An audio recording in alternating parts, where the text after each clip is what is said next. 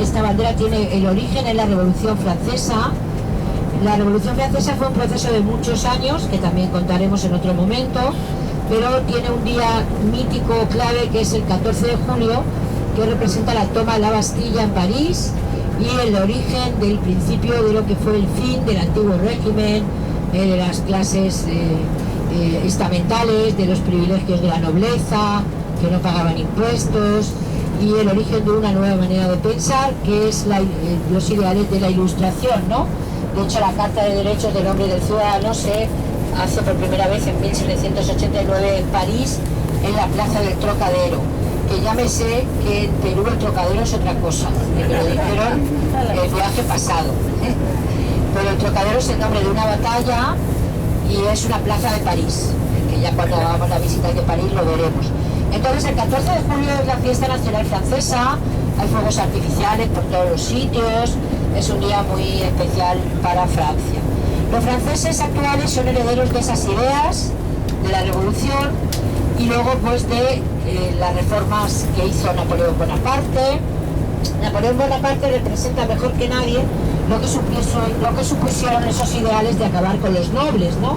O con la nobleza, porque la nobleza era una clase privilegiada, la política solamente la podían hacer los nobles, y lo que hacen estos burgueses cuando hacen la revolución es que todo el mundo pueda participar en política independientemente de su origen social, ¿no? Y Napoleón, fíjense, era burgués, pero llegó a ser emperador de los franceses, e incluso llegó a conseguir que el Papa desde Roma se desplazara hasta París para coronarle en Notre Dame, Nuestra Señora en París. Napoleón con 25 años era general, con 35 emperador, y con 55 años muere, pero muere lejos de Francia, en un pequeño islote que se llama Santa Elena, en el Océano Atlántico, y probablemente envenenado. Han investigado los restos de su cuerpo, las uñas, el cabello, y han encontrado arsénico. Entonces probablemente pudiera haber sido envenenado, es una teoría que se maneja, porque tenía muchos seguidores, fue un gran militar, un gran estratega, un gran político, y tenía una visión de un país moderno, muy adelantado para su época. Él va a hacer las primeras escuelas, politécnicos, hospitales en Francia. Francia, los recuerdo, los ideales de la Revolución Francesa eran liberté, égalité y fraternité, libertad, igualdad y fraternidad, y al mismo tiempo separación de poderes, ejecutivo, legislativo, judicial, lo que habían planteado pues años antes en la Ilustración Montesquieu, Voltaire, Rousseau, que son todos esos pensadores, que ya también hablaremos de ellos, y cuando se hace la visita de París se recuerda todo eso, ¿no? Pero a pesar de eso, el siglo XIX fue muy agitado también en Francia. Hubo esta revolución francesa que bueno, va a llevar a los nobles a la guillotina. Fue una época terrorífica, ¿no? Porque estos no solamente eran ajusticiados los nobles, sino también las personas que les apoyaban o les ayudaban, y que eran menos, todos los nobles eran malos, había nobles malos, nobles buenos, había de todo, ¿no? Entonces, sin ningún tipo de juicio ni nada, bueno, fue el efecto contrario, ¿no? Eso se llamó la época del terror, con Robespierre a la cabeza, que también acabó en la guillotina, y acabó medio país guillotinado. Después de ese baño de sangre, pues surge la nueva Francia del siglo XIX, les decía, con Napoleón Bonaparte. Después de la época de Napoleón Bonaparte, que se enemista con todas las casas reales de Europa, vendrán de nuevo dos reyes más a gobernar Francia, y finalmente ya el último rey, 1848, estamos a mediados del siglo XIX, y ella cuando se impone el sistema actual, que es la república, ¿no? El sistema republicano. Francia vive un periodo extraordinario de crecimiento económico, de desarrollo social y aumento del nivel de vida a lo largo del siglo XIX, sobre todo pues, finales del XIX, principios del XX, pero luego va a vivir el drama, el desgaste de lo que fueron las dos grandes guerras mundiales, Primera Guerra Mundial y Segunda Guerra Mundial. La Segunda Guerra Mundial, Francia fue ocupada por Alemania, gran parte de su territorio, todo el norte de Francia, y es la época de la película Casablanca. Si la han visto o les gusta el cine, es un clásico, ¿no? Donde habla de esa ocupación de París. El hecho es que esa ocupación organizó una resistencia muy organizada, muy bien organizada, por un señor llamado Charles de Gaulle, que desde Londres daba sus discursos, y finalmente cuando termina la guerra será el presidente del país. Charles de Gaulle gobierna en Francia hasta 1969. En el añito antes, en el 68, tuvo lugar el famoso Mayo francés, que fue también una revuelta en las calles donde se unen obreros, estudiantes, que no estaban contentos con muchas cosas de ese sistema en ese momento. Y finalmente Charles de Gaulle decide marcharse, dice que ha cambiado el mundo, que él ya no lo comprende, y entonces a partir de ese momento, porque Charles de Gaulle gobernó del año 45 al 69, sentará las bases de lo que es ahora el país. Él decía que era muy difícil gobernar un país que tenía 365 tipos de queso diferentes, ¿no?